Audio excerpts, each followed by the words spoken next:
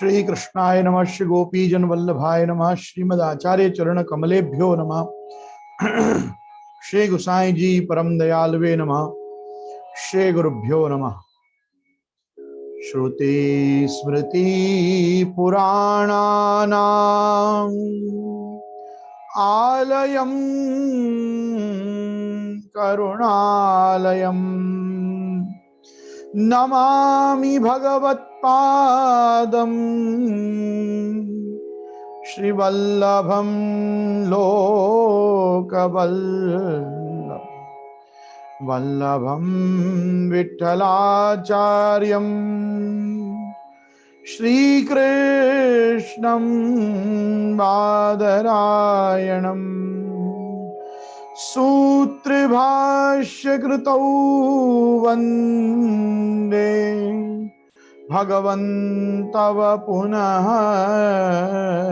पुनः वल्लभाचार्य दिव्याज्ञा प्रतिवासर मुज्ज्वला दिगंत व्यापिनी भूया साहि लोकहितैषिणी सर्वदेश दशाकाले अव्याहत पराक्रमा वल्लभाचार्य दिव्याज्ञा वरदतामभिवर्धताम्।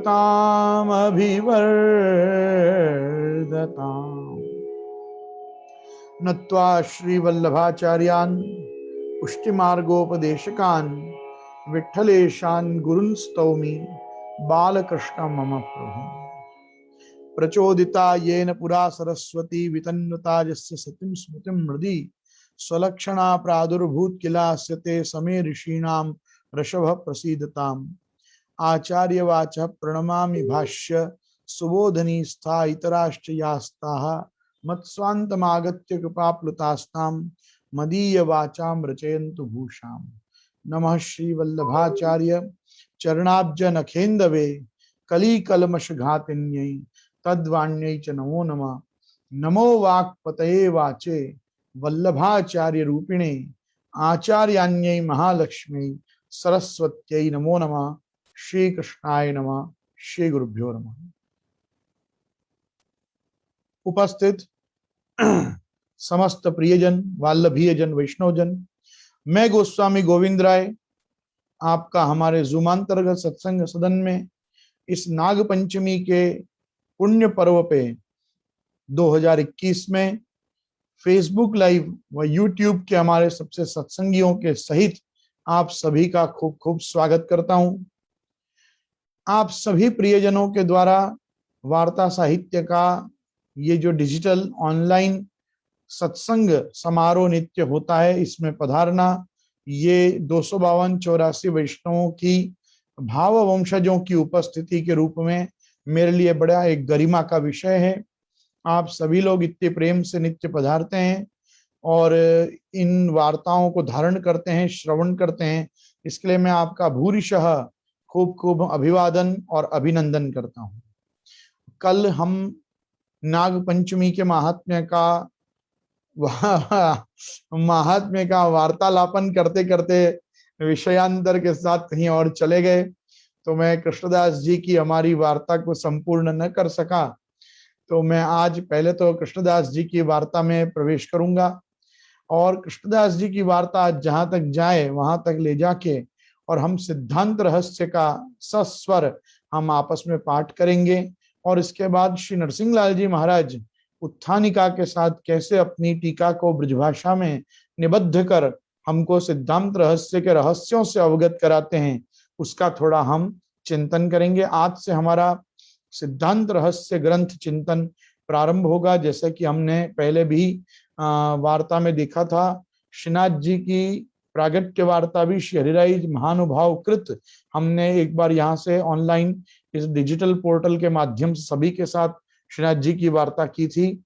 तब भी हमने देखा था कि श्रावण वदी तीज के दिन जिस ऊर्ध्व भुजा का प्रागट्य गिरिराज जी के पर्वत पर श्रीनाथ जी के हुआ, उसका दर्शन भगवदियों को, ब्रज भक्तों को, तत्कालीन सद्दू पांडे आदि, माणिकचंद पांडे, सद्दू पांडे, नरो इत्यादि ब्रज भक्तों को, कुंभना आदि ब्रज भक्तों को, ये सभी को आज नाग पंचमी के सुअवसर पे ऊर्ध्व भुजा के दर्शन श्री गोवर्धन धर ने कृपा के दिए। पयोधा नाम की गाय, नरों की जो गाय आपको जाके अपना दुग्ध श्राव करके आपका अभिषेक, वह आपको दुग्धपान कराती थी, वो गाय का नित्य पीछा करते करते देखने के लिए कि गाय घर आके दूध क्यों नहीं देती है और ये दूध कहाँ अपना निवृत्त करी आती है, वो चीज का दर्शन करने के लिए ब्रज भक्त उस गाय के पीछे पीछे गए। तो तत्कालीन ब्रजवासियों ने पाया कि इस गोवर्धन के देव शिखर पे, जहाँ पे श्री गिरिराज जी, जब आप गोलोक में स्थित होते हैं तब आप शतशृंग होते हैं, आपकी 100 चोटियां गिरिराज जी के पर्वत की गोलोक में विराजती हैं, लेकिन जब आप इस लोक में पधारते हैं, आप दर्शन देते हैं, तो आपके 3 ही शिखर प्रधान रूप से दर्शनीय होते हैं, जिनमें से एक को देव शिखर, एक को नाग शिखर और एक को इंद्र शिखर कहा जाता है, जहां से क्रमशः किसी काल में भगवान देव दमन श्रीनाथ जी नाग दमन और इंद्र दमन नाम से आप विख्यात, ऐसे आप देव दमन श्रीनाथ जी प्रकट हुए। उन्हीं भगवान देव दमन ने, जिन्होंने 33 कोटि देवताओं के गर्भ का दमन करने वाले कामदेव के मद का दमन किया, उसका शमन तो, कामदेव का शमन तो महादेव जी कर पाए थे, लेकिन दमन नहीं कर पाए थे। 33 कोटि देवताओं को काम ने सर्वदा विभल करके उनको कामासक्त या विषयासक्त किया, लेकिन रास पंचाध्यायी में ये सुस्पष्ट वर्णन भगवान शुकदेव जी का आता है कि किस प्रकार से पुष्टि पुरुषोत्तम निकुंज नायक रास रासेश्वर ब्रजजन सर्वस्व गोपीजन वल्लभ भगवान श्री कृष्ण ने क्रिया सर्वापि सहीवात्र परम कामो न विद्यते आत्मा रामोपि रीरमत इत्यादि वाक्यों से सुबोधिनी एवं श्रीमद् भागवत जी के वचनों के आधार पे हम देख सकते हैं कैसे कोटि कंदर्प लावण्य युक्त, ऐसे आप कोटि मन्मथ मन्मथ और साक्षात मन्मथ मन्मथ भगवान श्री गोवर्धन धर ने किस प्रकार से रास में उस एक देवता का दमन करके प्रधान मल्ल निबरहण न्याय से एक को पछाड़ के सभी देवताओं को पछाड़ दिया। तो इस प्रकार से वो भगवान देव दमन ने देव शिखर पे अपनी ऊर्ध्व भुजा को श्रावण वद तृतीया को जो प्रकट किया, उसका दर्शन आज नाग पंचमी पे ब्रज भक्तों को प्रथम बार हुआ। तो आज हम उसका उत्सव घर में मनाते हैं और आज श्री बलदेव जी के आदि दैविक शेष रूप का भी प्रादुर्भाव दिवस माना जाता है। तो आज नागों की उत्पत्ति का भी लोक में दिवस माना जाता है। सर्प योनि व नाग योनि में जो स्थित हैं ऐसे दिव्य सभी प्रकार के नागों का जन्म आज ही भगवान शेष जी के बाद हुआ। तो उन कारणों से नाग पंचमी का ये पर्वात्मक उत्सव कल हमने सभी चर्चा करी ली है। आपने आज सभी ने डेली पूजन किए होंगे और श्री ठाकुर जी को मोती के हिंडोला आज आपने झुलाए होंगे। इसी शुभ भावना के साथ मैं अपने वार्ता साहित्य में प्रवेश करता हूँ। आपाद मौलि पर्यंतम गुरुणाम आकृतिम स्मरेत तेन विघ्नः प्रणश्यन्ति सिद्धन्ति च मनोरथाः। गुरु की आकृति का, गुरु के चरणारविंद से लेकर आपाद मौलि उनकी शिखा पर्यंत उनकी संपूर्ण आकृति का स्मरण करने से, गुरुदेव का स्मरण करने से, आपाद मौलि पर्यंतम गुरुणाम आकृतिम स्मरेत तेन विघ्नः प्रणश्यन्ति, उससे अपने सारे विघ्न दूर होते हैं और सिद्ध्यन्ति च मनोरथाः। और ऐसा अन्य स्थानों में भी कहा जाता है, ध्यान मूलम गुरोर मूर्ति, पूजा मूलम गुरोर पदम, मंत्र मूलम गुरोर वाक्यम, मोक्ष मूलम गुरु कृपा। हर चीज में गुरु कृपा बहुत आवश्यक है। और वो गुरु रूप जो श्री महाप्रभु जी हैं, उनको केवल पूर्ण पुरुषोत्तम मान के उनके साथ कृष्णदास मेघन भजन करते थे, उनके साथ भ्रमण करते थे, उनके साथ तीर्थाटन करते थे, मगर महाप्रभु जी में गुरु बुद्धि नहीं रखते थे। वो ऐसा मानते थे कृष्णदास जी कि जो उनके लौकिक गुरु हैं, जिन्होंने उनको शास्त्र पढ़ाए या यूं कहो कि व्याकरण मात्र पढ़ाया, उनकी कृपा से, उन गुरु के द्वारा शास्त्र परिज्ञान कराए जाने से जो भगवत स्वरूप समझ में आया, वो भगवत दर्शन श्रीमद आचार्य चरण के श्री विग्रह में स्वरूप में करके उनको भगवान तो मिले, लेकिन वो गुरु की कृपा तो उस लौकिक गुरु की ही रही। ऐसी जब तक भावना रही तब तक कृष्णदास मेघन के ना मार्ग का सिद्धांत हृदयारूढ़ हुआ और ना ही उनका मुखरता दोष गया। भगवान वल्लभाचार्य चरण के द्वारा दो दो बार उनको आश्वासन दिए बात कि हाँ तुमको दो वस्तु दीनी, पर उनके मन में विश्वास नहीं बैठता था, इसलिए बार बार मांगते थे। और विश्वास क्यों नहीं बैठता था? क्योंकि वो अपने गुरु को गुरु देखते थे और श्री महाप्रभु जी को केवल प्रभु रूप जानते थे। तो ये जो हमारे यहाँ है कि गुरु गोविंद दो खड़े काके लागू पाए और बलिहारी गुरुदेव की, जो गुरु आपकी जो गोविंद दियो बताए, ये मर्यादा तक ही ठीक है। ये मर्यादा में है कि गुरु और गोविंद अलग अलग हैं, पर अपने यहाँ तो आचार्य माम विजानीयात, आचार्य चैत्य वपुषा स्वगतिम व्यनक्ति और आचार्यवान पुरुषो वेद इत्यादि जो हैं, समय गुरुमेवा भी गच्छेत समीप पाणि क्षोत्रिय ब्रह्मनिष्ठम। ब्रह्मनिष्ठ मनुष्य को, जिसको भगवत प्राप्ति करनी हो, ब्रह्म विद्या पढ़नी हो, उसको एक गुरु का आश्रय अवश्य करना चाहिए। और वो गुरु में कभी भी न मर्त्य बुद्धिया सूयेत, न मर्त्य बुद्धिया सूयेत, उनमें कोई वो मनुष्य है ऐसा मानना ही नहीं चाहिए। उनको गुरु तत्व को गुरु तत्वत्व नहीं देखना चाहिए कि ये गुरु का विग्रह, गुरु का स्वरूप, गुरु का देह नहीं है, ये साक्षात गुरु तत्व है। तो महाप्रभु जी ने भी जब तक अपने श्री कृष्ण ज्ञान दो गुरु अपने इस रूप का परिचय नहीं कराया था, तब तक मार्ग के सिद्धांत कृष्णदास मेघन जी को भी ऐसे अलौकिक दिव्य और यूं समझो कि अप्राकृत ये सब लीला सृष्टि के जीव हैं, तो भी इनको इस लोक में गुरु का भान अलग रहने पर मार्ग का सिद्धांत हृदयारूढ़ नहीं हुआ। मैं पुनश्च यहाँ उपस्थित सभी प्रियजनों को ये संबोधन देना चाहूंगा, कहना चाहूंगा कि श्री महाप्रभु जी साक्षात ठाकुर जी तो हैं ही, लेकिन वो केवल ठाकुर जी भी नहीं हैं, वो आदि गुरु हैं, वो ही जगत गुरु हैं। और उसी प्रकार से ठाकुर जी केवल ठाकुर जी नहीं हैं, ठाकुर जी भी अपने गुरु हैं। मैंने पहले भी आपको बहुत बार समझाया है, मैं आज फिर एक बार स्मरण करा दूं कि वैष्णव के घर में गुरु भाव से विराजें और हमारे वल्लभ कुल के घर में पुरुषोत्तम भाव से विराजें, झूठ, ये बिल्कुल झूठी बात है।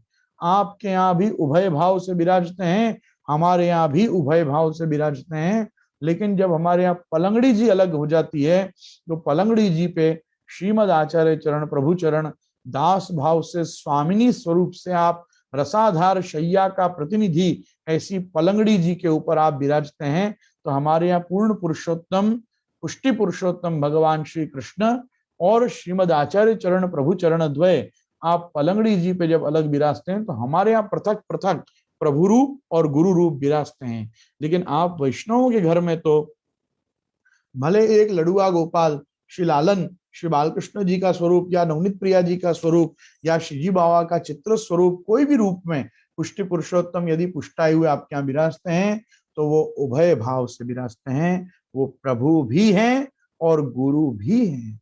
इसीलिए आप लोगों के यहाँ अलग से पलंगड़ी जी की अपेक्षा पूर्वाचार्यों ने नहीं रखी है। ठाकुर जी गुरु दोनों हैं। जो आपको ऐसा कहता हो कि तुम्हारा ત્યાં पुरुषोत्तम क्या विराजे छे, गुरु भावती विराजे, वो भी गलत बोलता है। और ये लोग भी गलत बोलते हैं जो ऐसा बोलते हैं पूर्ण पुरुषोत्तम पुष्टि पुरुषोत्तम ही तुम्हारे यहाँ विराजते हैं।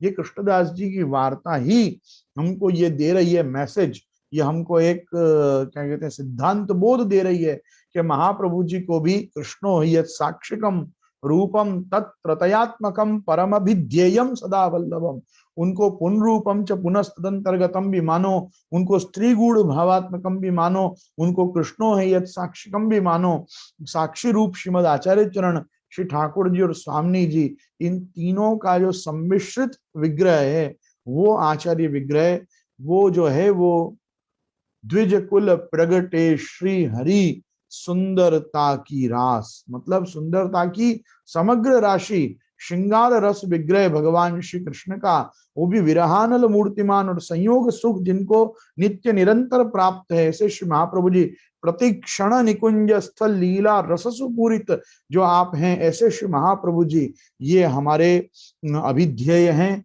इनका ही हमको ध्यान करना चाहिए। यही ध्यान मूलम गुरु मूर्ति हैं, यही पूजा मूलम गुरोर पदम है, यही मंत्र मूलम गुरु और वाक्यम है, और मोक्ष मूलम भी गुरु कृपा। मतलब ये महाप्रभु जी की कृपा ही जरूरी है। यही अज्ञान तिमिरांधस्य ज्ञानांजन शलाकया है, और इनके जो प्रतिनिधि आपका ब्रह्म संबंध प्रदाता जो गुरु हैं वो आपके गुरुद्वार हैं, वो धर्म रूप गुरु हैं, और श्रीमद आचार्य चरण धर्मी स्वरूप गुरु हैं। तो ये धर्मी स्वरूप और धर्म रूप, ये उभय गुरुता के साथ अपने यहाँ गुरु के भी दर्शन होते हैं। हमारे ब्रह्म संबंध प्रदाता, हमको नाम निवेदन प्रदाता जो हमारे गुरु होते हैं वो धर्म रूप द्वार होते हैं। और श्रीमद आचार्य चरण तो आप साक्षात धर्मी स्वरूप गुरुद्वार तो हैं ही, परंतु मूल गुरु भी, आदि गुरु भी आप ही हैं। बहुत लोग आदि गुरु जो हैं वो महादेव जी को मानते हैं। वो किस अर्थ में मानते हैं कि नृत्यावसाने नटराज राजो नुनाद धत्ता नव पंचवारम उद्धर्त कामान सनकादि शिष्या ने तद विमर्शे शिव सूत्र जाने। उन्होंने शिव सूत्रों के द्वारा, व्याकरण के सूत्रों का जो डमरू में से आपने उत्पन्न करके समाज को जो शब्द शास्त्र दिया, वो उस अर्थ में महादेव जी आदि गुरु हैं। कृष्णम वंदे जगत गुरुम जो हैं वो भगवान साक्षात संकर्षण व्यूह में स्थित होकर, क्योंकि आप गीता जी का ज्ञानोपदेश करते हैं, उद्धव आदि को आप ज्ञानोपदेश करते हैं, विदुर मैत्रेय को बुला के आप ज्ञानोपदेश करते हैं।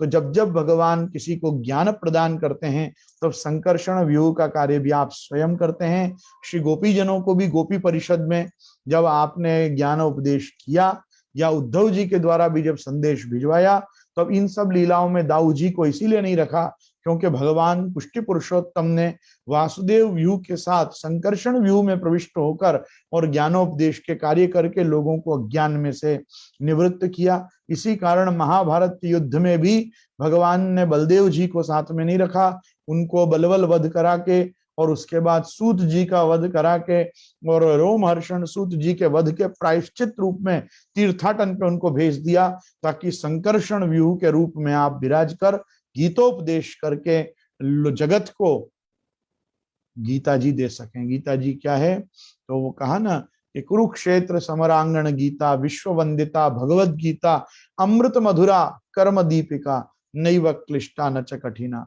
न वो क्लिष्ट है न कठिन है, वो भगवान के द्वारा गाया हुआ गीत है। गीता सुगीता कर्तव्या किमन्य शास्त्र विस्तर ही या स्वयं पद्मनाभस्य मुख पद्माद विनिसृता।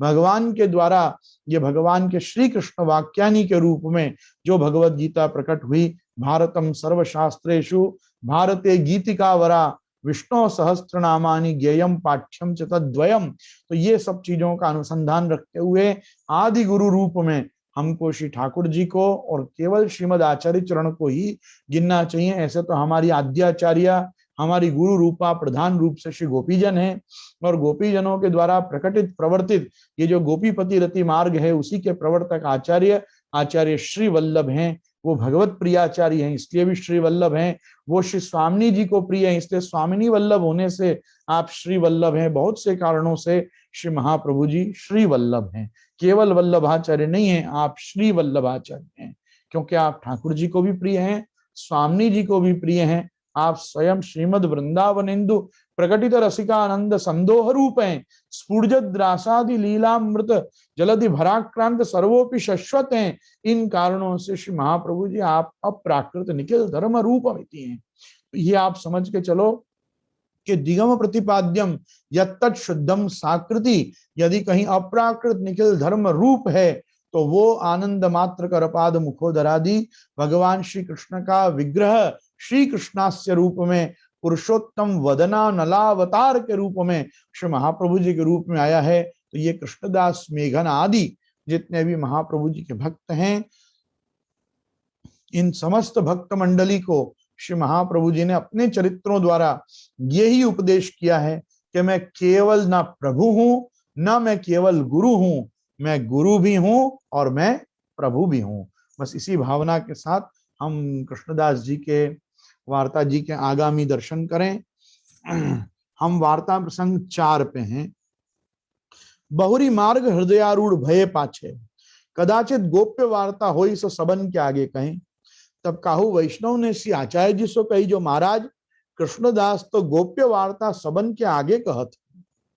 तब श्री आचार्य जी ने कृष्णदास से पूछी, जो तू गोप्य वार्ता सबन के आगे क्यों कहते? तब कृष्णदास ने कहो जो महाराज आप उन्हीं से पूछिए जो मैंने कहा कहो है। तब उन वैष्णव से आचार्य जी ने पूछी जो तुम सो इन कृष्णदास ने कहा वार्ता कही। तब उन वैष्णव ने कहो जो महाराज हमको तो कछु सुधी रही नहीं। तब श्री आचार्य जी मुस्काई के आप चुप करी रहे। भाव प्रकाश मार्ग हृदयारूढ़ भयो सो रस के भरते रहो न जाई। सो रहस्य वार्ता वैष्णव सो करे तामे यह जताए कृष्णदास अपने अनुभव करण अर्थ कहते परंतु पात्र बिना रस ठहरे नहीं। ताते वैष्णव ने कही कछु सुधी रही नहीं।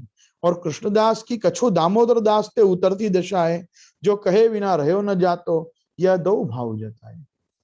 अब ऐसा है, अभी ये हम सिद्धांत रहस्य में आगे कुछ चीजों के दर्शन करेंगे ही। हम हमारे यहाँ परंपरा से हम ऐसा सुनते आ रहे हैं कि दामोदर दास जी जो हैं वो श्री महाप्रभु जी के प्रथम सेवक हैं। और यहाँ पे हरिराय जी भी ऐसे कह रहे हैं, आज्ञा कर रहे हैं आप कि दामोदर दास से थोड़ी उतरती दशा है।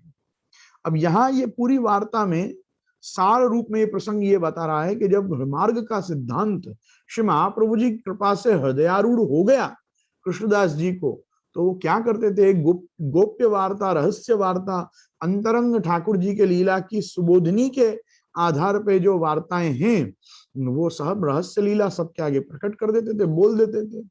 तो कुछ वैष्णवों ने जाके महाप्रभु जी को कंप्लेन की कि ये तो सारी रहस्य वार्ता गोप्य वार्ता कह देते हैं। अब क्या है, गुप्तो ही रसः रसमापद्यते प्रकटो ही रसाभासा, बराबर। तो भाई जब तक रस गुप्त रहेगा तब तक रस रहेगा, प्रकट हो जाएगा रसाभास हो जाएगा। तो यहाँ पे कहा ये तो प्रकट कर दे रस। तो महाप्रभु जी ने कहा क्यों रे, क्यों करे थे सबके साथ गोप्य वार्ता, तो पूछ लो। इनने कहा समझी। तो सामने वाले ने कहा कि हमने तो कछु नहीं समझी, कछु सुधी नहीं रही है, का बोले। महाप्रभु जी मुस्काई के चुप रहे। मुस्काई क्यों, इसके पेट में ठहर नहीं रही है। कैसे नहीं ठहर रही है, गोपीजनों के जरे नहीं रह रही है। अंतस्थित रसा पुष्टो, अंतस्थित रसा पुष्टो बहिश्चे न विनिर्गता तदा पूर्णो नैव भवेत इति वाग निर्गमस्तथा। गोपी गीत की सुबोधिनी जी में, गोपी गीत में ये कारिकाशी महाप्रभु जी आप स्वयं लिखते हैं ये गोपी जनों ने गीत क्यों गाया, ये क्यों बोल दिए सब। इसलिए बोल दिए क्योंकि जब हृदय में रस पुष्ट पक जाता है तो जैसे रस फल की मर्यादा छोड़ के फल के बाहर आने लगता है, वैसे ही तदा पूर्णो नैव भवेत इति वाग निर्गमस्तथा। भगवान को ये बताने के लिए कि हमारे हृदय में जो रस है वो पूर्ण रूप से पक चुका है और अब हम आपकी कृपा की भाजन होने की, रमण का सुख लेने की अधिकारिणी हो चुकी हैं। ये बताने के लिए उन्होंने इति वाग निर्गमस्तथा, वाणी के द्वारा उस रस को बाहर छलका दिया गोपी जनों ने। तो वो कैसे छलका दिया, भाई ऐसे छलका दिया कि ये जब गोपी जनों ने रुदन किया तो ये रुदन में क्या क्या चीज आई, रुदन में प्रार्थना भी आई, रुदन में उलाहना भी आया, रुदन में रोना मतलब शोक करना भी आया। सब चीजों के साथ उन्होंने प्रभु का स्मरण किया। क्यों उस समय वाणी के द्वारा ही रास किया, क्योंकि ये जो तृतीय अध्याय की लीला है ये वाक प्राण के साथ है। वाणी और प्राणों के साथ भगवान आत्मना प्रथमा लीला मनसा तु ततः परा वाक प्राणेस्तु तृतीयास्तु इंद्रियस्तु ततः परा शारीरी पंचमी वाच्या ततो रूपम प्रतिष्ठितम। तो रास पंचाध्यायी के 5 अध्याय में से पहली अध्याय की लीला आत्मा से आत्मा के साथ का रमण है। दूसरे अध्याय की लीला प्रभु का ब्रजभक्तों के मन के साथ रमण है। लेकिन जब गोपी गीत का अध्याय आता है तो गोपी गीत का जो अध्याय है वो ठाकुर जी का गोपी जनों के वाक और प्राण मतलब वाणी और प्राणों के साथ प्रभु का रास है। तो वो कैसे मालूम पड़ेगा प्रभु को कि ये मेरे साथ रास कर रही हैं, क्योंकि प्रभु तो कहीं गायब थोड़ी हुए हैं, प्रभु अंतर ध्यान हुए हैं। अंतर ध्यान मतलब उनके ही हृदय में छिपे हैं। हृदय में छिपे श्री निवासरी बजत कुंज में मुंज बांसुरी, द्वारकेश जी का लिखा हुआ रास लीलामृत पाठ करो। वो रास लीलामृत जो है वो पूरे रास पंचाध्यायी का निचोड़ है। बजत कुंज में मुंज बांसुरी, उसमें आता है कि हृदय में छिपे श्री निवासी। तो जब हृदय में प्रभु आप छुप गए तो उनके हृदय में बैठे बैठे देख रहे हैं कि अब इनके प्राण क्या चिंतन कर रहे हैं, इनकी वाणी कैसा आलापन कर रही है। तो भाई इति गोप्य प्रगायन्त्य प्रलय प्रत्यंच चित्रधा रुरुदु सुस्वरन राजन कृष्ण दर्शन लासा तासाम आविर्भूत शौरी स्मयमान्न मुखाम्बुज पीताम्बर धरस्त्रग्नि साक्षात मन्मथ मन्मथ। तो भगवान तो तभी आविर्भूत होते हैं कि जब देख लेते हैं कि ये तो सुस्वरन, ये तो स्वर के साथ अच्छा अच्छा गा गा के रो रही हैं ये तो भगवान के साथ जब वाक प्राण की लीला होगी तो प्रभु के रास में ये भी एक एडिशन देना पड़ेगा उनको कि रोना भी है तो गाओ, क्योंकि ये तो नृत्य गान है। रास क्या है, ये नृत्य का एक स्वरूप है। यहाँ तो रोने में भी गा गा के रोना पड़ेगा। तो उन्होंने वही कार्य किया, उसमें भी सेवा पहुंची कि भाई लो आपको, अगर आपको ये सुनना ही है। और उसमें क्या किया, उन्होंने प्रभु के जन्म से लेकर रास पर्यंत की सारी लीलाओं का अनुभवन किया। उन्होंने गिरिराज जी भी उठाए, उन्होंने वस्त्र हरण भी किया, उन्होंने बकासुर अघासुर पूतना आदि को भी मारने का ये स्वांग किया। गोपी जनों में से कृष्णो हम इस प्रकार की भावना रखे, चिन्मत्त बचो गोप्या कृष्णान्वेषण कातरा जब वो हो गई तब उन्होंने वो सारी लीलाएं प्रभु की और आपस में मिलके करी जो ठाकुर जी ने उनको ब्रज में दिखाई। तो देखो ये प्रकार से जब उन्होंने पूरी ठाकुर जी की यावत घटित लीला का अनुस्मरण, अनुकरण, अनुसरण तीनों किया, तब जाके प्रभु उनके लिए प्रकट हुए। तो उन्होंने कोई गोप्य वार्ता सबके आगे नहीं कही, उन्होंने गोप्य वार्ता समान अधिकारियों के आगे करी। तो यहाँ कृष्णदास मेघन ने उनके आगे करी कि जो पात्र जहाँ रस टिके वहां पात्र वैसा होना चाहिए। यहाँ तो भाई ऐसा हो गया कि ये अपने स्वांत सुखाए उन वार्ताओं को सही ढंग से समझे कि नहीं, इस भावना से वो वार्ता करते। पर जब उन्होंने जाके महाप्रभु जी से कहा, महाप्रभु जी ने पूछा और जब उनने कह दिया हम तो कुछ समझत नहीं, तो महाप्रभु जी भी हंस दिए और कृष्णदास जी भी हंस दिए कि ठीक है फिर तो अच्छा ही हुआ, ऐसों के आगे वार्ता हुई जो कछु समझत नहीं। वार्ता प्रसंग 5।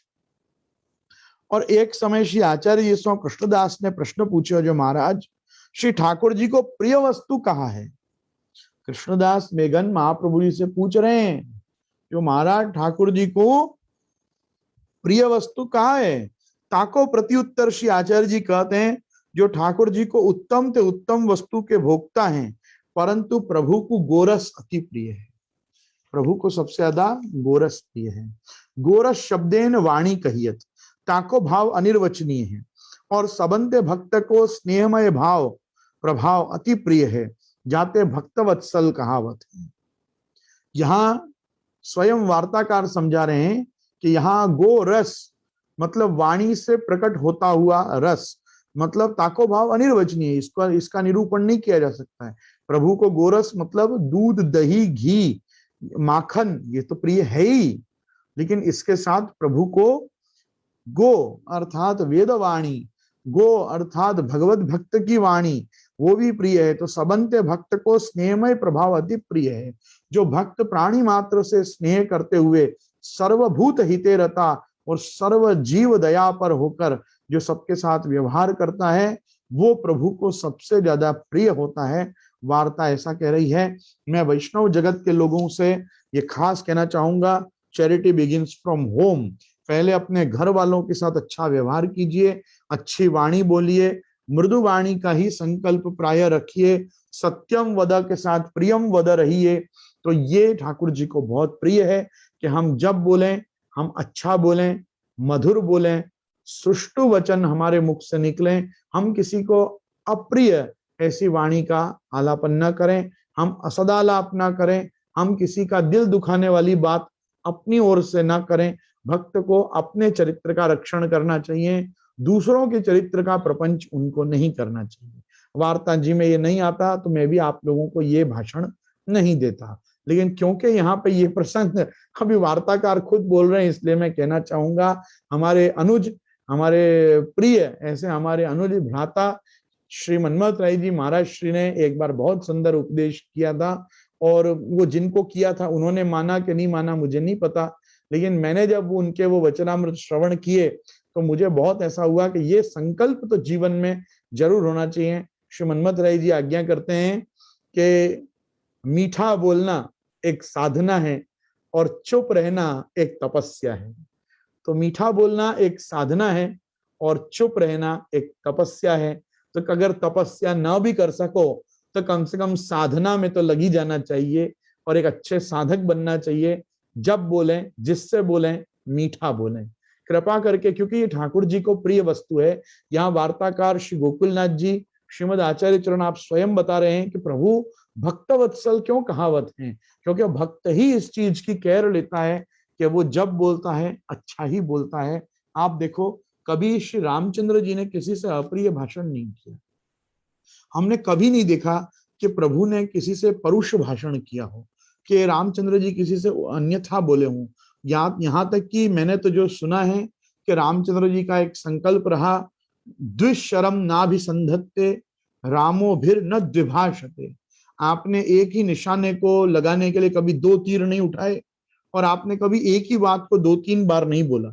आप दूसरी बार वो बात बोलते ही नहीं, एक ही बार आप आज्ञा करते। मनुष्य भी अपने जीवन में यदि ऐसा संकल्प ले ले कि मैं जो कहूंगा एक ही बार कहूंगा, तो आप देखो कि जीवन में प्रसन्नता, मृदुता, सौहार्द ये सब बना रहेगा। क्योंकि मैंने ऐसा देखा है कि जब अपन किसी से दूसरी बार कोई बात कहते हैं तो कहीं ना कहीं थोड़ा सा फ्रिक्शन, थोड़ा सा एजिटेशन आ ही जाता है।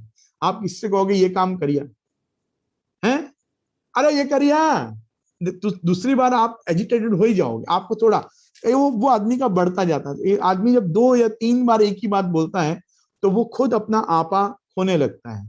इसलिए मेरा खास आग्रह है, जो लोग जिनसे बोले एक बात एक ही बार बोलें। अगर वो सुन लें तो भगवत कृपा, और न सुने तो समझो प्रभु ये कार्य भी आपसे ही कराना चाहते हैं। खुद उठ के चले जाएं और वो कार्य कर लें, लेकिन दूसरी बार किसी को कुछ ना बोलें, क्योंकि दूसरी बार प्राय आदमी चिढ़ के ही बोलता है। आप पहले तीन चार बार में नहीं चिढ़ते थे। आजकल कंप्यूटर एज है ना, सब जल्दी चिढ़ने लगते हैं, तो दूसरी बार में ही चिढ़ जाते हैं। पहले तीन चार बार के बाद ऐसा होता था कि गुस्सा आ जाता था। अभी कभी कभी गुस्सा नहीं आता है, प्रायः सब गुस्से में ही रहते हैं। तो इसलिए मैं खास कहना चाहूंगा कि वैष्णव जगत पहले क्रोध का त्याग करे, फिर काम, लोभ, वोभ सब बाद में सोचते रहना। सबसे पहले हमको क्रोध, क्योंकि क्रोधात भवति सम्मोह, सम्मोहात् स्मृति विभ्रमा, स्मृति भ्रंशात् बुद्धि नाशो, बुद्धि नाशात् प्रणश्यति। तो अपनी बुद्धि को नाश की ओर न ले जाना हो तो सर्वदा प्रसन्न रहें, खुश रहें, और हमारे मनमथ राय जी की बात माने कि मीठा बोलना एक साधना है और चुप रहना एक तपस्या है। तब कृष्णदास जी ने फिर पूछी, जो श्री ठाकुर जी को अप्रिय वस्तु कहा है। तब श्री आचार्य जी ने कहो, जो श्री ठाकुर जी को धुआं समान अप्रिय और नहीं, ताहुते अप्रिय श्री ठाकुर जी को भक्त को द्वेषी है। भाव प्रकाश, गोरसो वैष्णव को स्नेह परस्पर कहो। गोरस से वैष्णव को परस्पर स्नेह कहो। मैं ये बात क्यों कह रहा हूं, वैष्णव जगत के लोग ऐसा समझते हैं दूसरे घर से कोई अपने घर में आए ना वही वैष्णव है। क्योंकि अपने घर में तो कोई पति है, पत्नी है, बेटा है, माँ है, पुत्र है, ये है, पर वो वैष्णव भी है, ये याद करने में लोगों को थोड़ा समय लग जाता है। तो प्राय लोगों को ये घर में भी याद रखना बहुत जरूरी है कि सबसे पहले वैष्णव तो हमारे आजू बाजू हमारे घर वाले हैं। तो हमारे घर वालों से ही यदि हम परुष भाषण करेंगे, क्लेश का माहौल बनाएंगे, तो सबसे पहले तो हम बाहर वाले को माँ वाह पधारो, वल्लभ ना प्यारा, जय श्री कृष्णा, ये वो, ये ढोंग पाखंड की फिर क्या जरूरत है। वल्लभ ना प्यारा घर में नहीं है, तुम्हारे घर में भी वल्लभ ना प्यारा है, ठाकुर जी ना प्यारा है। तो पहले कहां से शुरू करो, चैरिटी बिगिंस फ्रॉम होम। पहले घर से सबसे अच्छा बात करना शुरू करो, क्योंकि आज ग्रीटिंग के अभाव में सुबह सुबह गुड मॉर्निंग, गुड नाइट, जय श्री कृष्ण, पाँव छूना, पैर छूना, ये सब अब बहुत रेयर हो गया है वैष्णव जगत में। कोई किसी से कोई उठ के ग्रीटिंग ही नहीं करते हैं, सीधे काम की बात करते हैं। चाय पी ली, कितने बजे निकलने वाला है, कितने बजे वापस आने वाला है, क्या प्रोग्राम है आज का। अरे सुबह मिले हो, उठे हो, भगवत स्मरण करो, अपने को यथा योग्यम नत्याशीष, किसी को नमस्कार करो, किसी को आशीर्वाद दो, पूछो कैसी रही रात, अच्छे सोए, नींद आई, क्या रात को जो खाया था सब पचा कि नहीं, आज क्या खाएगा, कुछ तो अच्छी वार्ता करो कम से कम। ये सब कुछ नहीं, बस प्रोग्राम डिस्कस करो, फिर तुम तुम्हारे रास्ते, हम हमारे रास्ते। ये जो जगत हो गया है, ये जगत में सबसे पहले यहाँ ये वार्ता बहुत हमारे को उपादेय है कि थोड़ा वार्ताओं में से लौकिक भी सीखें हम। ये लौकिक अलौकिक बातें हैं, ये लौकिक अलौकिक सब प्रकार की शिक्षा देने वाली वार्ताएं हैं। इनमें ऐसा नहीं है कि केवल अलौकिक, आध्यात्मिक, आदिदैविक ही मिलेगा, आदि भौतिक जन जीवन में भी मनुष्य को कैसे रहना। इसलिए यहाँ कह रहे हैं कि गोरसो वैष्णव को स्नेह परस्पर। वैष्णव पति पत्नी भी वैष्णव हैं, पिता पुत्र भी वैष्णव हैं, भाई भाई भी वैष्णव हैं। हर संबंध आपस में जो है वो, क्योंकि आने के बाद तो हमको यही बताते हैं, अरे हमारो तो आखो घर वैष्णव, हमें बद्धा अपना ज घरना सेवक, अहियाથી જ બધાનું કંઠી બ્રહ્મ સંબંધ થયું છે, तो लड़काई को रहा है आपस में। समाधान करो हर चीज का, प्रेम रखो, ठीक है। और वैष्णव को क्लेश तो धुआं, वैष्णव के जो क्लेश है सो धुआं। तो महाप्रभु जी कह रहे हैं ठाकुर जी को सबसे ज्यादा अप्रिय वस्तु है धुआं, स्मोक। जहां स्नेह तहां श्री ठाकुर जी पधारे जानिए, जहां क्लेश तहां ते ठाकुर जी पधारे दूरी ऐसो जानिए। फिर कृष्णदास ने पूछो जो महाराज श्री रघुनाथ जी संपूर्ण सृष्टि को ले स्वधाम पधारे और राजा दशरथ को स्वर्ग दियो सो कहे थे। ताको प्रत्युत्तर श्री आचार्य जी कहे जो रघुनाथ जी तो परम दयाल हैं, ताते स्वर्ग दीनो नांतन स्वर्ग की ही योग्यता राजा दशरथ को न हती।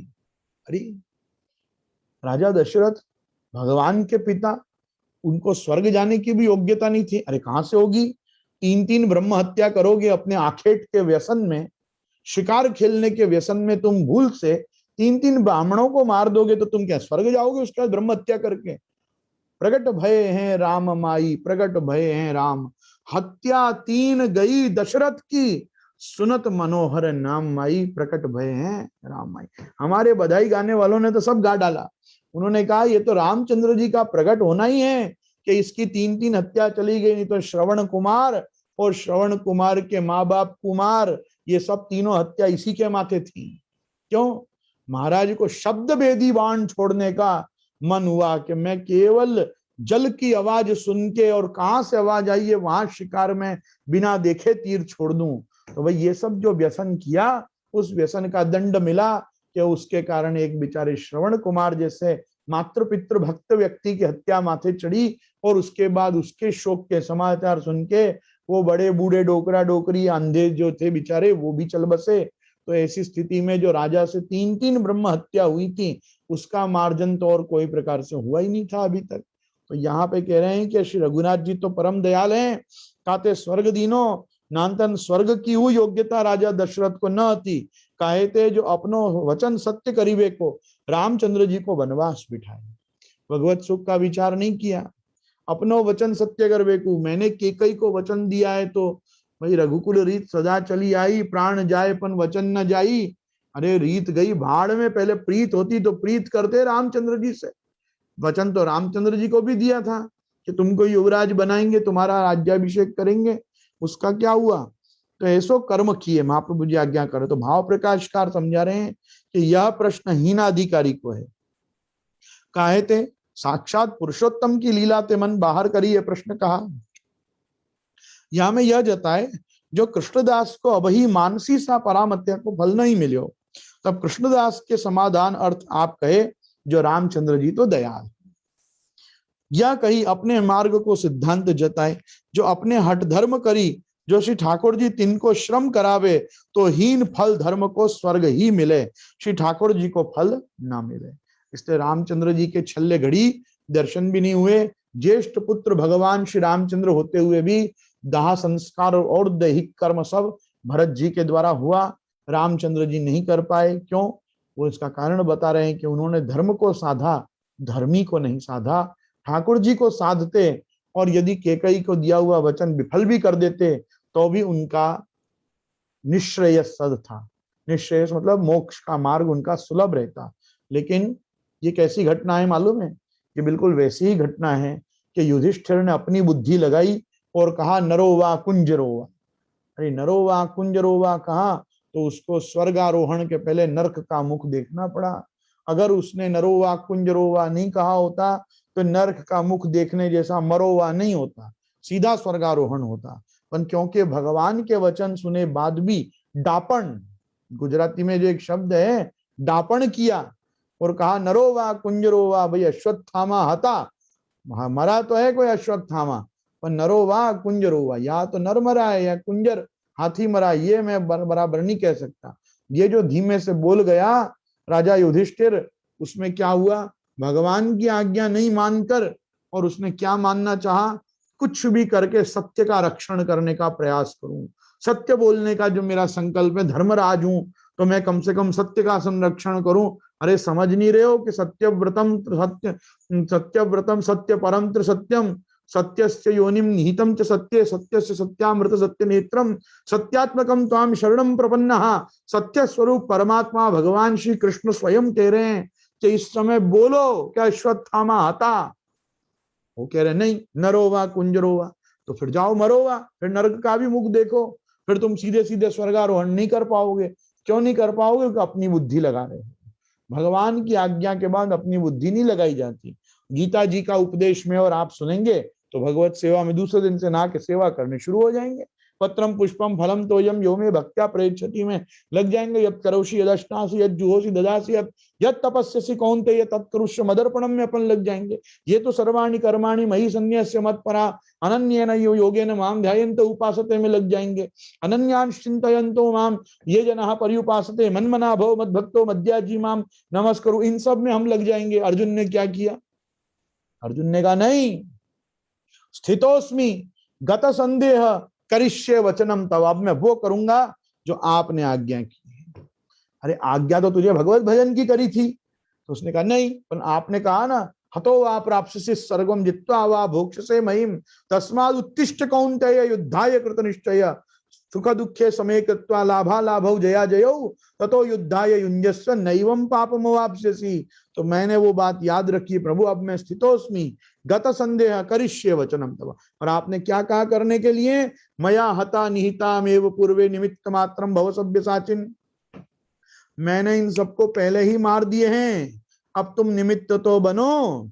तो अब मैं निमित्त बनूंगा, खड़ा रहूंगा। अब मैं पलायन नहीं करूंगा और इन सबको मार डालूंगा। तो ये सबको मार डालूंगा मतलब अब आप जो चाहते हो मैं वो करूंगा। तो जब मनुष्य भगवान जो चाहता है वो करता है तब मनुष्य सुखी रहता है। और भगवत आज्ञा सुने बाद भी जब व्यक्ति सोचता है भगवान ने तो आज्ञा की है, पर जब उसके पर निकल जाते हैं, फिर पर कट भी जाते हैं, फिर ऐसा आके उसका अधपात होता है कि जो दिखता है हमको। तो ये सब क्या हुआ? ये दशरथ राजा, युधिष्ठिर आदि सब जो हुए ये डबल संत बनने गए। संतत्व यही है कि जो प्रभु आज्ञा करें, जो गुरु आज्ञा करें उतना करना। प्रभु को गुरु स्थान में रख के, प्रभु की वाणी को गुरु वाणी जान के और आचार्य माम विजानी या जान के और फिर उनके वचनों को सुनना, ये शिष्य का धर्म, ये सेवक धर्म है। इनको छोड़ के जो डापण करते हैं उनकी क्या गति होती है वो यहाँ बताई जा रही है। यही कही कि अपने मार्ग को सिद्धांत जताए, जो अपने हठ धर्म करी धर्मी जो श्री ठाकुर जी तिनको श्रम कराए, तो हीन फल धर्म को स्वर्ग ही मिले, श्री ठाकुर जी को फल नहीं मिले। इसलिए रामचंद्र जी के चरण नहीं छू पाए, रामचंद्र जी का यूं कहो कि आलिंगन छल्ले नहीं कर पाए राजा दशरथ, और केवल स्वर्गवास हो गया उनका। राम राम कही राम कही, कही राम कही राम, दशरथ गयो निज धाम। तो वो निज धाम कौन सा? उनका निज धाम जो राजाओं को अभिष्ट होता है कि हम अश्वमेध राजसु आदि ये सब करके और स्वर्गारोहण करें, तो बस वो स्वर्ग तक चले गए। अब यहाँ कह रहे हैं वार्ता प्रसंग 6। और एक समय श्री आचार्य जी कृष्णदास सो कृष्णदास ने फिर प्रश्न पूछो, जब भक्त होई के ठाकुर जी को लीला को भेद नहीं जानते सो कहे थे। तब श्री आचार्य जी ने कहो, जो ये विधि पूर्वक समर्पण जो कहो है क्यों नहीं करत है। विधि सो समर्पण पदार्थ को ज्ञान नहीं, अहमता ममता अपनी सत्ता अहंकार को समर्पण, जो अब दास भयो प्रभु आधीन हो, प्रभु करें सो सर्वोपरि सिद्धांत है।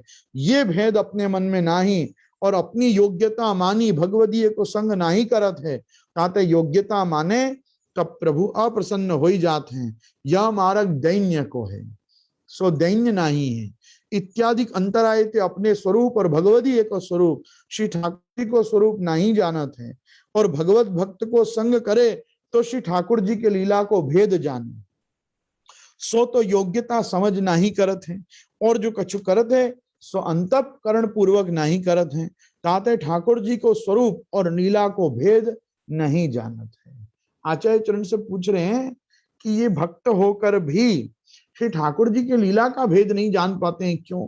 महाप्रभु जी ने सबसे पहला उत्तर दिया कि विधि पूर्वक जैसा समर्पण जीव का होना चाहिए वैसा समर्पण जीव नहीं कर पाता। क्यों? क्योंकि विधि मतलब समर्पण क्या पदार्थ है उसका ज्ञान नहीं है।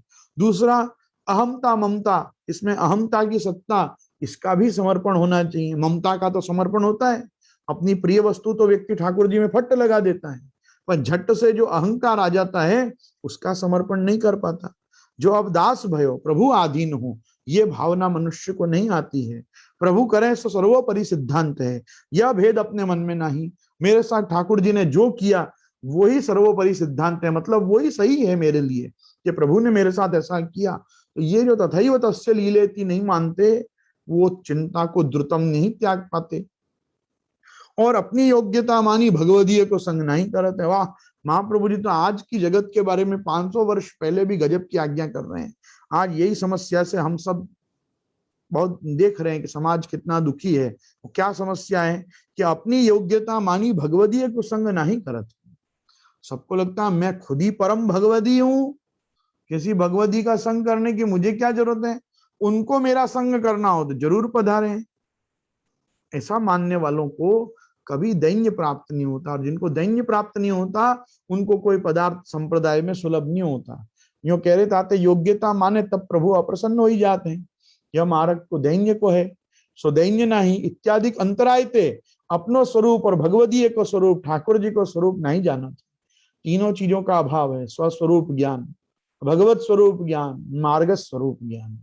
खुद के स्वरूप का ज्ञान नहीं, मैं कौन, ठाकुर जी के स्वरूप का ज्ञान नहीं, प्रभु आप कौन, ये मार्ग के स्वरूप का ज्ञान नहीं। क्या कितने उज्जवल उच्च दिव्य भव्य मार्ग में हम आके शरणागत हुए हैं, तो क्या होगा। तो यहाँ कह रहे हैं कि और भगवत भक्त को संग करें तो श्री ठाकुर जी की लीला को भेद जाने, सो तो योग्यता समझना ही करते हैं। और जो कछु करते हैं तो अंतःकरण पूर्वक, मतलब वैष्णव समाज जो कुछ करता है तो उसमें अंतःकरण किन चीजों से बनता है, मन, बुद्धि, चित्त और अहंकार। ये चारों चीज लगानी पड़ती है ठाकुर जी में। मन लगाओ, बुद्धि लगाओ, चित्त वृत्तियों को लगाओ और अहंकार को भी प्रभु में लगाओ, बराबर।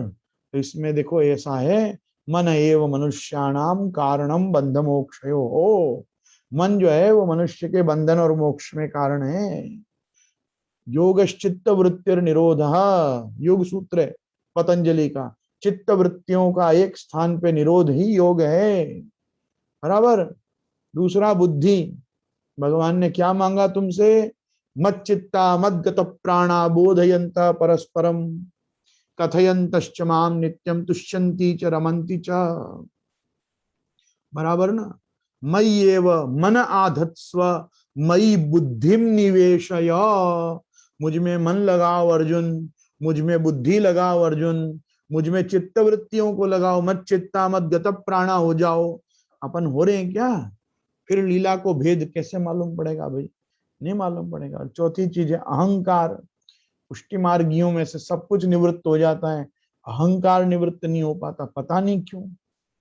जिसको देखो उसको सेवा का मद है, जिसको देखो उसको भजन पाठ का मद है, जिसको देखो उसको व्याख्यान का मद है, जिसको देखो उसको अच्छे श्रोता होने का मद है, किसी को वक्ता होने का मद है, किसी को सत्संग करने का मद है, किसी को सत्संग कराने का मद है। ये सब चीजों के कारण मदांध होकर व्यक्ति अपने स्वरूप को दैन्य भाव के साथ जो स्वीकार नहीं पाता है कि मैं ठाकुर जी के दास का भी दास हूं, तो इस कारण से व्यक्ति को कुछ पदार्थ भक्ति मार्ग में नहीं मिलता है। यहाँ कह रहे हैं उत्तम भक्त को संग करे, श्री भागवत सुबोधिनी जी आदि ग्रंथ को अहर्निश अवगान करे, तब भगवत भाव उत्पन्न होई। श्री ठाकुर जी ब्रजभक्तन विषय सदैव रहते हैं, तहाँ सेवा करी के बंधे हैं, तहाँ एतन मार्गीय वैष्णव ताके हृदय में ठाकुर जी विराजते हैं। एतन मार्गी जो वैष्णव होता है उसके हृदय में ठाकुर जी विराजते हैं। मैं आपसे पूछता हूं, अपन में कितने लोग ऐसा किसी वैष्णव को देख के भाव कर पाते हैं कि इसके हृदय में ठाकुर जी विराज रहे हैं। अपन को ऐसा लगता है ठाकुर जी तो मेरे ही हृदय में विराज रहे हैं, और अगर मेरे हृदय में नहीं विराज रहे हैं तो किसी के में नहीं विराज सकते हैं, क्योंकि मेरे हृदय में नहीं विराज रहे हैं। ऐसा जो लोग सोचते हैं उनको भी यही दंड मिलता है कि उनको कुछ आनंद नहीं आता संप्रदाय में। तो यहाँ कह रहे हैं कि तद भगवत भाव उत्पन्न हुए। ठाकुर जी ब्रजभक्तन के विषय सदैव रहते हैं, कहाँ सेवा करी के बंदे हैं, कहाँ एतन मार्गीय वैष्णव ताके हृदय में ठाकुर जी विराज हैं, ताको संग करनो। जाके हृदय में ठाकुर जी विराजे ऐसे वैष्णव को संग करनो। तहाँ गज्जन धावन आदि वैष्णव को दृष्टांत दीनो, जिन जिन ने भाव पूर्वक सेवा करी तिन तिन के सकल मनोरथ सिद्ध भये हैं। जाते लीलास्त ब्रजभक्तन के भाव को विचार करनो। जो वैष्णव ठाकुर जी को स्वरूप जानत है तिनको स्वरूप अलौकिक दृष्टि से जान्यो जाए। जो आज्ञा होए सो जाने, जो वैष्णव ठाकुर जी को जानत है, सो जो कछु काज करत है, सो श्री ठाकुर जी के अर्थ करत है, और श्री ठाकुर जी विषय विरह ताप भाव करत है, अपने स्वदोष को विचार करत हूँ। ऐसे जीव अपने स्वरूप विचारे, जो हो कौन हो, पहले कहा तो भगवत संबंध किए ते कौन हो गयो, समर्पणाद हम पूर्वम उत्तम किम सदासित काम माधमता भाव्या पश्चातापो यतो भवे सत्य संकल्प तो विष्णु नान्यथा तु करिष्यति। ये सब प्रकार की बातों का जो चिंतन करता है, अब मोको कहाँ कर्तव्य है, रात्रि दिवस ऐसे विचार करत रहे, तब अपने स्वरूप को जाने। ये प्रागट्य श्री ब्रजभक्तन के अर्थ है। ताते उत्तम संग होई तो एतन मार्गीय ठाकुर को जाने, और शास्त्र पुराण अनेक इतिहास हैं, ताते ब्रजराज के घर प्रकट सो स्वरूप जाने न जाए। ये ठाकुर तो सब ही जाने जाएं, जब भक्त को संग करें। सेवा को प्रकार एतन मार्गीय वैष्णव जानत है, 300 मिली भाव पूछी के सेवा करनी, तब भगवत भाव उत्पन्न होए, ठाकुर जी की लीला को सब भेद जान। वार्ता प्रसंग 7, ये अंतिम प्रसंग है इस वार्ता साहित्य में। वार्ता प्रसंग 7। और एक समय श्री आचार्य जी बद्रीनाथ जी के मंदिर पांव पधारे, तब वेद व्यास जी साथ है। तब आचार्य जी वेद व्यास से पूछी, जो भ्रमर गीत के अध्याय में उद्धव को ब्रजभक्त पास पठाए, ता प्रसंग में आधो श्लोक घटत है। तब वेद व्यास जी ने अर्ध श्लोक कहो। सो श्लोक आत्मत्वात् भक्तवश्यत्वात् सत्यवाक्त्वात् स्वभावतः। सो याकी टीका श्री आचार्य जी ने पहले ही कीनी है। वहां महाप्रभु जी ने तो ये जो पूरा श्लोक है, ये श्लोक इस प्रकार से है कि उद्धव जी जो हैं वो भगवान का संदेश ब्रजभक्तों को देते हैं। तो वहां भगवान ने क्या संदेश दिया ऐसा क्योंकि बता रहे हैं, इसलिए वहां श्री भगवान हुआ चाहता है। और भगवान बोल उद्धव जी रहे हैं, पर वो भगवान का मैसेज दे रहे हैं ना, इसलिए वहां श्री भगवान उवाच भवती नाम वियोगो में नहीं सर्वात्मना क्वचित। वहां ये आधा वाक्य घट रहा है भागवत जी में आज भी।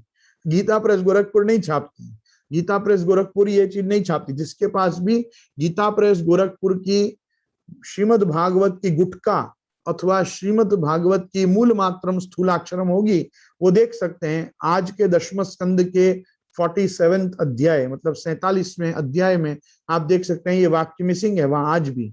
वहां भगवान उवाच में सीधे यही है, भवती नाम वियोगो में नहीं सर्वात्मना क्वचित। उसके बाद आगे कुछ और श्लोक आते हैं। ये वाला वाक्य जो है आत्मत्वात् भक्तवश्यत्वात् सत्यवाक्त्वात् स्वभावतः, महाप्रभु जी ने पूछा कि भ्रमर गीत में एक वाक्य क्यों मिसिंग है, तो व्यास जी ने वो पूरा कर दिया कि हाँ वो वाक्य इस प्रकार होना चाहिए। तो महाप्रभु जी ने उनको सुबोधनी दिखाई, देखो तुम्हारे इस वाक्य के ऊपर हम पहले ही सुबोधनी कर चुके हैं, क्योंकि हम जानते हैं भागवत जी में कहा क्या है। तो इस प्रकार का महाप्रभु जी ने अपना स्वरूप वेदव्यास जी को पुनः एक बार दिखाया। पहले युगल गीत का प्रसंग किया, वाम बाहु कृत वाम कपोलो बलगित भ्रूर धरार्पित वेणु। तो वहां तो 3 दिन में तो वो बस कर गए कि बस इससे ज्यादा मैं धारण नहीं कर पाऊंगा, स्टोर नहीं कर पाऊंगा, आप बस इतना ही व्याख्यान करो। यहाँ महाप्रभु जी ने कहा अच्छा ठीक है, तुम्हारे हृदय में जो वाक्य स्फुट होगा उसकी देखो हमने पहले ही सुबोधनी कर रखी है। तो आत्मत्वात् भक्तवश्यत्वात् सत्यवाक्त्वात् स्वभावतः, इतने कारणों से प्रभु का वियोग नहीं हो सकता ब्रज भक्तों को। आत्मत्वात्, भगवान सबकी आत्मा है, सर्वांतर्यामी।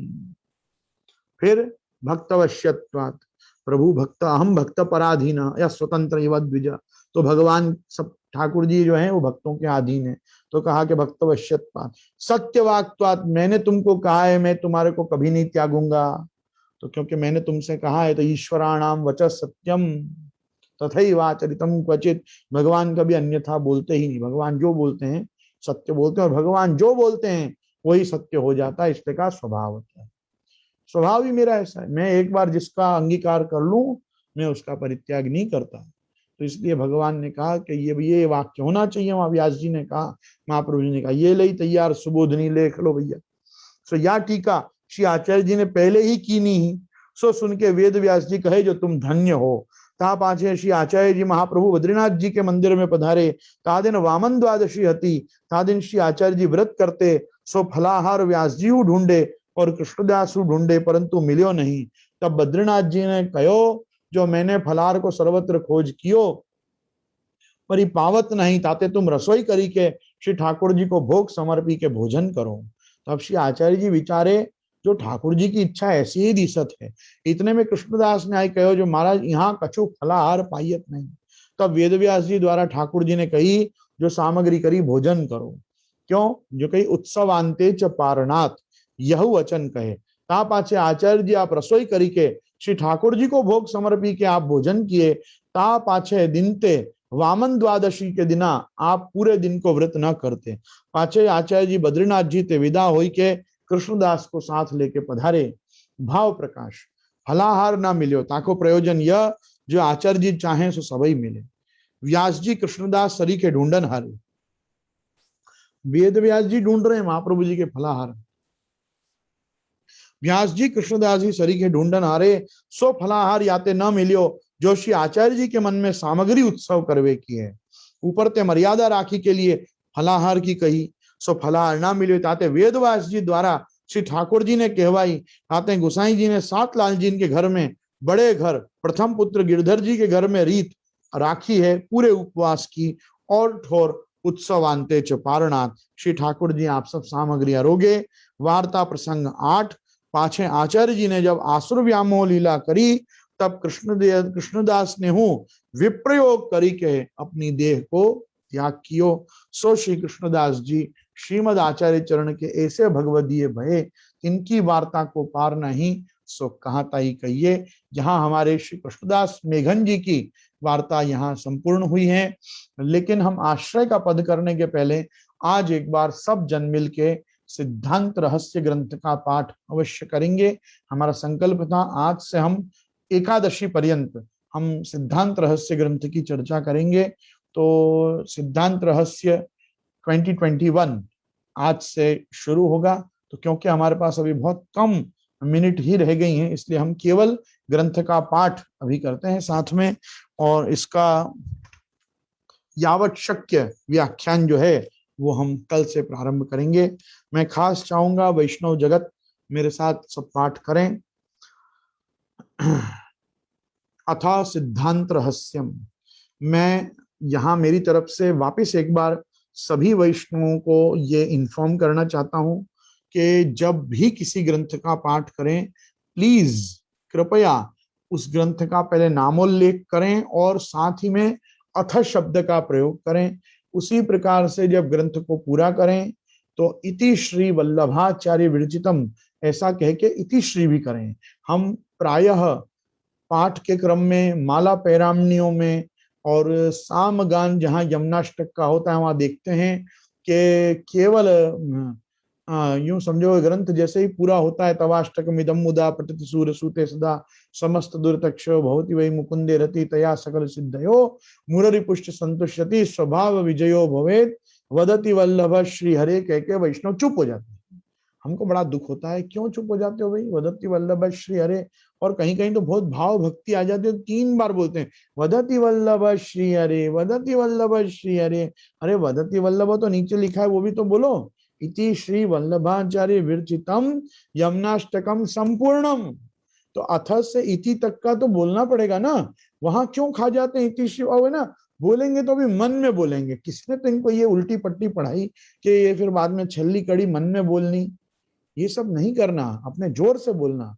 जैसे अथा सिद्धांत रहस्यम, और जहां श्री लगाया है वहां श्री लगाना, जहां नहीं लगाया वहां अथा श्री सिद्धांत रहस्यम, ऐसा भी जरूरी नहीं है। सिद्धांत रहस्य उसमें श्री लगाओ कि मत लगाओ, लेकिन ओंकारश्चाथवाश्च द्वावैतो ब्रह्मण पुरा कंठम भित्वा विनिर्यातो तथा मांगलिका उभौ।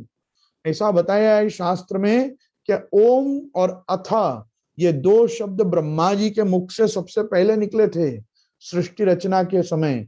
तो जब भगवान ने ब्रह्मा जी के द्वारा ये जगत की रचना कराई तो ब्रह्मा जी जो सबसे पहले 2 शब्द बोले वो ओम और अथा बोले, इसलिए दोनों ही मंगल कारक हैं। स्त्रियों को, अनुपनीत लोगों को ओमकार नहीं करना चाहिए, इसलिए आपको ओम नहीं बोलना, अथा बोलना। तो अथा शब्द से कोई भी ग्रंथ को शुरू करना और इति श्री करके ऑथर का नाम बोल के ही संपूर्णता करनी, ये एक विवेक है, ये शिष्टाचार है। इसमें ना शर्माने की जरूरत है और ना ऐसे सोचने की जरूरत है कि आ समय तो આપણે ગાન કરી રહ્યા છે, આપણે ગાન જ નથી કરી, આપણે પાઠ પણ કરી રહ્યા છે। इसलिए आइए मेरे साथ ग्रंथ का पाठ करिए। अथ सिद्धांत रहस्यम श्रावणस्यामले पक्षे एकादश्यां महानिशि साक्षात् भगवता प्रोक्तम तदक्षरश उच्यते ब्रह्म संबंध करणात् सर्वेषां देह जीवयोः सर्वदोष निवृत्तिर्हि दोषः पंचविधा स्मृताः सहजा देश कालोत्थः लोकवेद निरूपिताः संयोगजा स्पर्शजाश्च न मंतव्यः कथंचन अन्यथा सर्वदोषाणां न निवृत्तिः कथंचन असमर्पित वस्तूनां तस्माद् वर्जनमाचरेत् निवेदिभिः समर्प्यैव सर्वं कुर्यात् इति स्थिति न मतं देवदेवस्य सामिभुक्त समर्पणम् तस्मादादौ सर्वकार्ये सर्ववस्तु समर्पणम् दत्तापहार वचनम् तथा च सकलं हरेः न ग्राह्यम् इति वाक्यं हि भिन्न मार्ग परम मतम् सेवकानां यथा लोके व्यवहारः प्रसिद्ध्यति तथा कार्यं समर्प्यैव सर्वेषां ब्रह्मता तथा गंगात्वं सर्वदोषाणां गुणदोषादि वर्णना गंगात्वेन निरूप्या स्यात् तद्वदत्रापि चैव हि इति श्री वल्लभाचार्य विरचितम सिद्धांत रहस्यम संपूर्णम। कल से हम इसका सार्थ अवगाहन भी संग में करेंगे। आइए आश्रय का पद करते हैं। दृढ़ चरणन केरो भरोसो दृढ़ चरणो श्री वल्लभ नख चंद्र छटा बिन सब युग मांझ अंधेरो भरोसो साधन और नहीं आकली में जासो हो य निबेरो सूर कहा गए द्विविध याधरो बिना मोल को चेरो भरोसो दृढ़ न चरणन केरो भरोसो। श्री गोवर्धन नाथ की जय, श्याम सुंदर श्री हमने महारानी की जय, श्री वल्लभाधीश की जय, श्री गुसाई जी परम दयाल की जय। आज के आनंद